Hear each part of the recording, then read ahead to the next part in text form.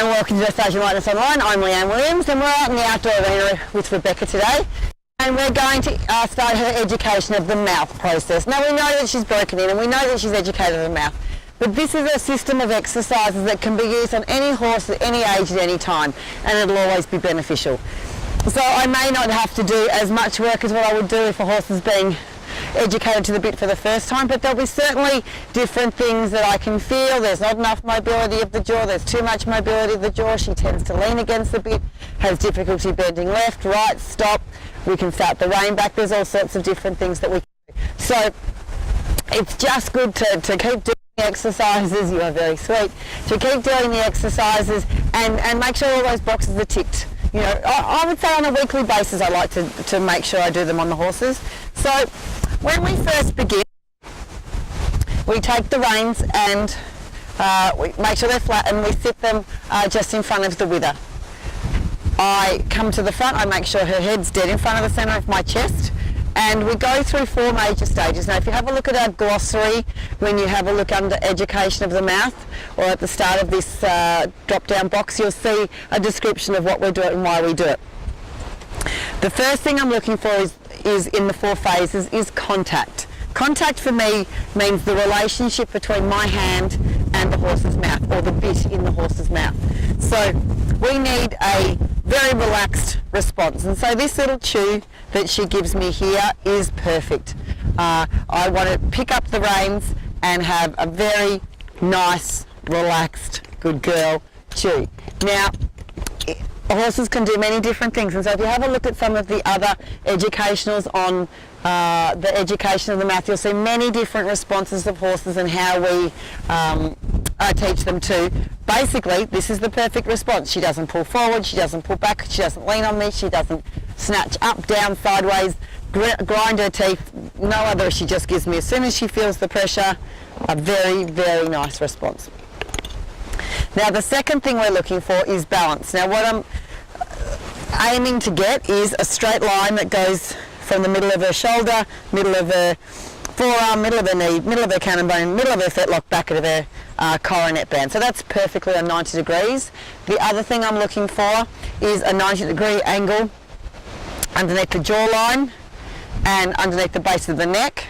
And then the third angle that I'm looking for is that when she's relaxed, she showed me, you saw it perfectly, that the line of the base of the neck, base of the jawline here is parallel with the line of the shoulder. So you can see that line there is parallel with that line there.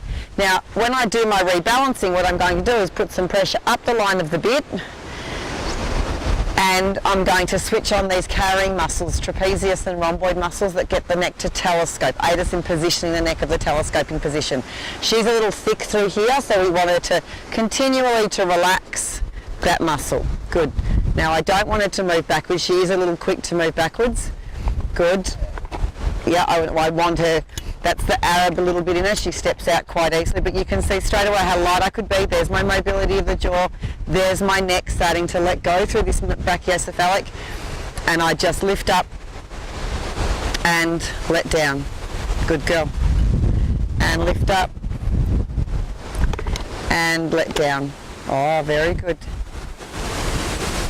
Very good. Very good. Look how nice and relaxed she is here.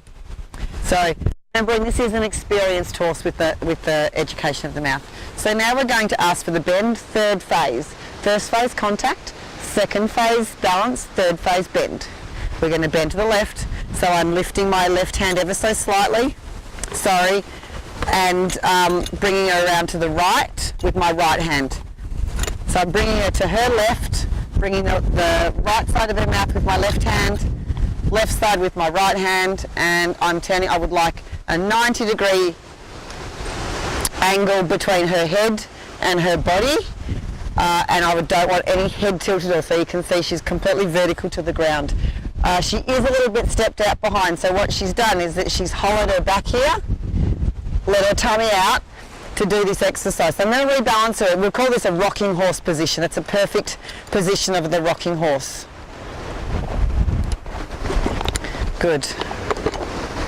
Good, so we've got the rocking horse position at the moment. So what I'm going to do is I'm going to actually ask her to move her front legs back over her back leg slightly with the rebalancing. So my hands come up the line of the cheek piece and I step one leg. Yep. So this is something that she's Anglo-Arab cross Clydesdale. So that's a little bit of a habit that she has with her Arab. I want her point of hock underneath her point of buttock. Now I might not be able to get it completely here, and once we start the in-hand work I will be able to address it a little bit more. Good, because she's a, yeah, good girl. Alright, so there we go. So now I'm going to go back to the bend. I've still got one leg back, but I've got three in a reasonably good position. So I'm still going to go back to the bending here, bringing her around. She does this quite easily. Good. And now I can actually get her to engage her core muscle a little bit better, because her hind legs have got a bit more underneath her bottom and I've got a point of hock underneath her point of buttock. Good, and I'm going to very quietly. And so for these horses that have an inclination to do that, we need to keep teaching them to use their bodies a little bit differently. Good, now we've got right bend, I take her very slowly. Good, good, very good. So she does all of those exercises quite easily from the front. Now we're going to do them from the side. So she's actually part statue, so she makes our job very easy for these flexions. So when I do them from the side, I'm going to put my hand in the middle of the shoulder in my right hand. I'm going to pick up the rein in the joiner between the leather and the webbing of the reins. I make a loop and I bit with two fingers. Good. And then I go through the four phases again. You'll see the back of me for the minute, but you'll get to see different positions as she moves around. So I'm looking for my angles. I'm looking for the mobility of the jaw. There it is. I'm looking for the balance. I want her to rock back. There she rocked. Good. And now I'm looking for the bend. So she's gone into the rocking horse, so I'm just moving her front legs a little. Good girl. And her front legs again. She's very quick to go into the rocking horse. There's much better position. And there's my bend. Now that's the third phase. Remember, contact, balance, bend. Now the fourth phase is the neck extension. So I'm going to put the rein over the top of her head. She knows all of this. You can see she's coming straight away into the neck extension. My right hand sits in the junction between of the brow band and the headpiece, and my action reaction is a close, release, close, release, close, release. I'd like her to stretch more. The Arabs always slightly higher. Wait a moment. Wait a moment, wait a moment, wait a moment. Good, drop the rein, let her have a breather. So she'll stretch her neck back to what's comfortable. So I'm going to do, she's starting to get some ice cream in her mouth. That's exactly what I want to see. The little bit of chewing, a little bit of swallowing gives me some ice cream. Now I'm going to do the same thing from the left side. So I'm on the right side, but I'm getting the left bend. So I do the same thing here. Contact, mobility of the jaw, that's easy. Balance, it's always already in a good position. We're coming around to the bend. Oh, see, she fell to the left shoulder very quickly. So as I took the bend around, she didn't have engagement of the core muscle, and what happened is that she fell to the left. So I'm sure everybody's felt the feeling as you got to go on a circle and you lose control. That's tummy muscles. Good, now I've got the bend. So we've got to keep getting, you should be able to see the core muscles working there. And now I'm going for the neck. Oh, there she goes again. So my left hand just opens out a little bit to bring her back. Yep. No, she can stand quite square. Left shoulder, right front leg. Give me that. That's a girl. Now I'm taking her into the bend again, and action, reaction for the neck extension. Action, reaction for the neck. Don't need to look. Something's caught her eye. Action, reaction for the neck extension. Action, reaction for the neck extension. So she's a bit stuck on this side. There we go. Action, reaction for the neck extension.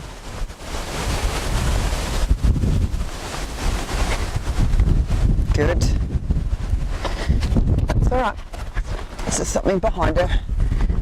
We'll put her into position. I want her front legs to get flat. Good. Because I've got the bend. I'm just going to follow her. Action, reaction for the neck extension. Action, reaction for the neck extension. And I'm going to repeat. Good girl.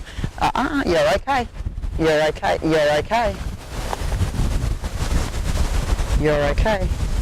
Action, reaction for the neck extension.